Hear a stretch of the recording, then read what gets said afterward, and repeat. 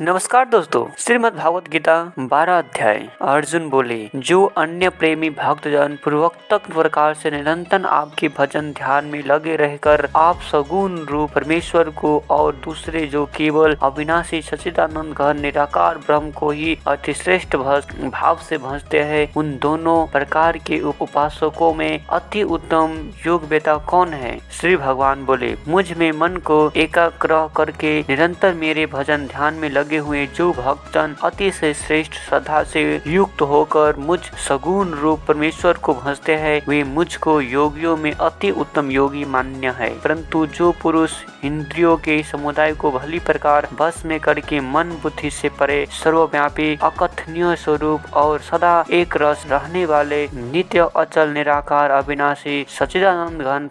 ब्रह्म को निरंतर एक ही भाव से ध्यान करते हुए भजते हैं, वे संपूर्ण भूतों के हित में रत और सब में समान भाव वाले योगी मुझको ही प्राप्त होते हैं। उन सच्चिदानंद घन निराकार ब्रह्म में आसक्त चित्त वाले पुरुष के साधन में परिश्रम विशेष है, क्योंकि देहाभिमानियों के द्वारा अव्यक्त विषय गति दुख पूर्वक प्राप्त ही की जाती है। परंतु जो मेरे प्रायण हो रहने वाले भक्तजन संपूर्ण कर्मों को मुझ में अर्पण करके मुझ सगुण रूप परमेश्वर को ही अन्य भक्ति योग से निरंतर भजते हैं, हे अर्जुन, उन मुझ में चित रहने वाले प्रेमी भक्तों का मैं शीघ्र ही मृत्यु रूप संसार समुद्र से उद्धार करने वाला होता हूँ। मुझ में मन को लगा और मुझ में ही बुद्धि को लगा, इसके उपरांत तू मुझ में ही निवास करेगा, इसमें कुछ भी संशय नहीं है। यदि तू मन को मुझ में अचल स्थापन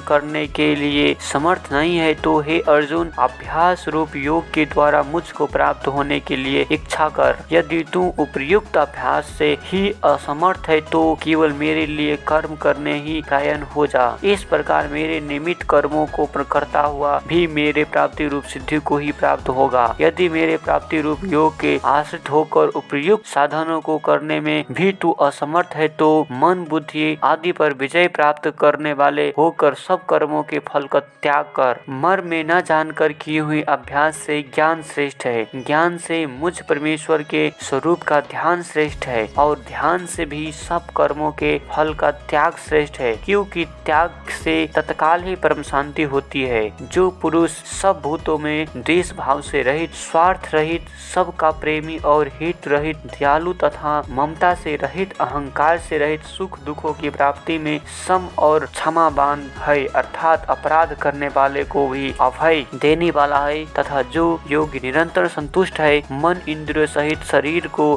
बस में किए हुए हैं और मुझ में दृढ़ निश्चल वाला है, वह मुझ में ही अर्पण किए हुए मन बुद्धि वाला मेरे भक्त मुझको प्रिय है, जिसे कोई भी जीव उद्वेग को प्राप्त नहीं होता, और जो स्वयं भी किसी जीव से उद्वेग को प्राप्त नहीं होता, तथा जो हर्ष, अमहर्ष, भय और उद्वेग आदि से रहित है, वह भक्त मुझको प्रिय है। जो पुरुष आकांक्षा से रहित, बाहर भीतर से शुद्ध, चतुर, पक्षपात से रहित और दुख से छूटा हुआ है, वो सब आरंभों का त्यागी मेरा भक्त मुझको प्रिय है। जो न कभी हर्षित होता है, न द्वेष करता है, न शोक करता है, न कामना का करता है, तथा जो शुभ और अशुभ संपूर्ण कर्मों का त्यागी है, वह भक्ति युक्त पुरुष मुझको प्रिय है। जो शत्रु मित्र में और मान अपमान में सम है, तथा सर्दी गर्मी और सुख दुख द्वंद्वों में सम है और आसक्ति से रहित है, जो निंदा स्तुति को सम्मान समझने वाला, मननशील और जिस किसी प्रकार से भी शरीर का निर्वाह होने में सदा ही संतुष्ट है और रहने के स्थान में ममता और आसक्ति से रहित है, वह स्थिर बुद्धि बुद्धिमान पुरुष मुझको प्रिय है।